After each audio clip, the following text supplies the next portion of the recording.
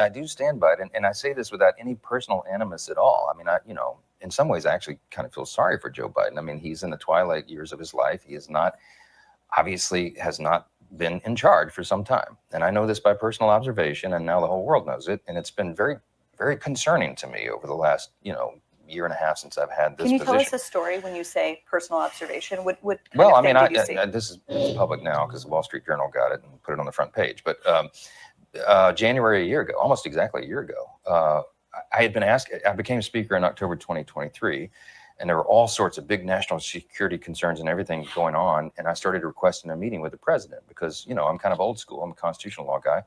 Speaker of the House should be able to talk to the president, especially in times of great national interest and calamity.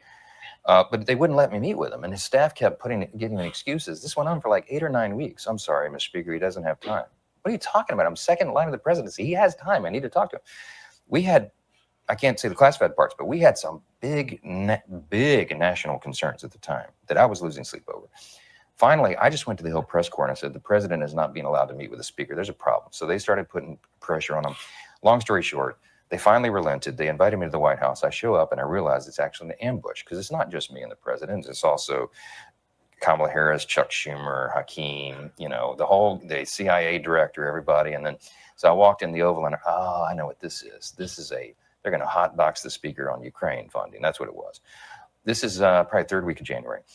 We sit down, we're in the midst of it, and the whole conversation, and I'm going, we don't need to have this conversation. The president reaches over just like this. We're sitting right next to the fireplace in the Oval, and he grabs my arm and he says, the speaker and I just need a couple minutes together. Would y'all just leave us alone? And I looked up on the faces of some of the staff standing around the wall, and they're like, oh, no, he did it. So he called it. He's the commander-in-chief. So everybody leaves, and he and I are standing awkwardly in the middle of the Oval Office right over the rug by that coffee table. And I said, Mr. President, thanks for the moments. This is very important. I got some big national security things I need to talk to you about that I've heard, and I think and what do we do? But first, real quickly, Mr. President, can I ask you a question?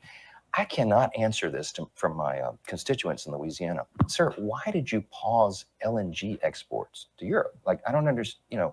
Liquefied natural gas is in great demand by our allies. Why would you do that? Because you understand, we just talked about Ukraine. You understand you're fueling Vladimir Putin's war machine because they got to get their gas from him, And he looks at me stunned with this, and he said, I didn't do that. And I said, Mr. President, yes, you did. It was an executive order 3 weeks ago. He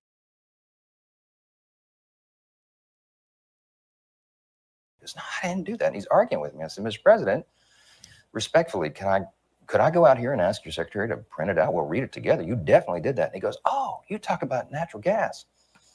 Yes, sir. He said, no, you misunderstand. He said, what I did is I signed this thing we're gonna conduct a study on the effects of LNG. I said, no, you're not.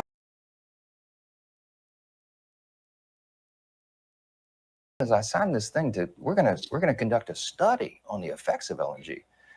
I said, no, you're not, sir. You paused it. I know. I have the export terminals in my state. I talked to those people this morning. This is doing massive damage to our economy, national security.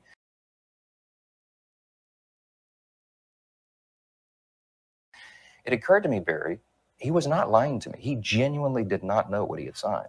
And I walked out of that meeting with fear and loathing because I thought, we're in serious trouble. Who is running the country? I don't know who put the paper in front of him, but he didn't know.